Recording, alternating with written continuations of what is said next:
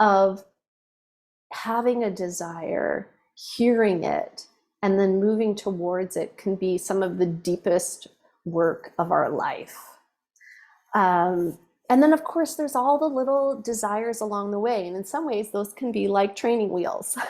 How do we work with all those desires that come up day to day? And what's our relationship like with them? You know, are we tuned in? Do we pay attention? Are we willing to get to know them? So that when the big desires come, when those soul desires come, we actually have an ear to hear them and receive them. And I want to just name right now that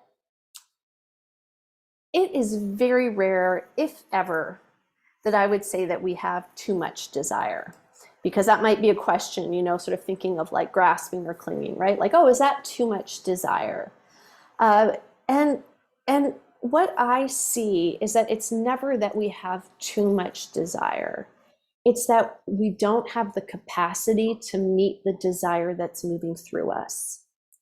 So we don't have the conscious power to stay with it. So a lot of desire comes in and we go unconscious. And when there's that amount of desire coming in, what we might try to do with a lack of consciousness is just try to relieve the sensation.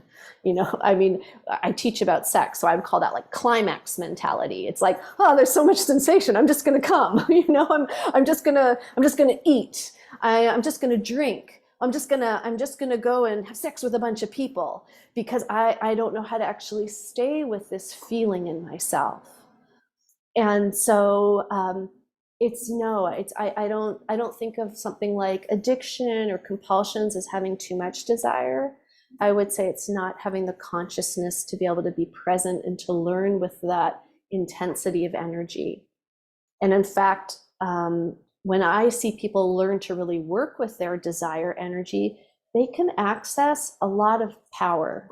Power, not in a power over kind of way, but a vitality for life.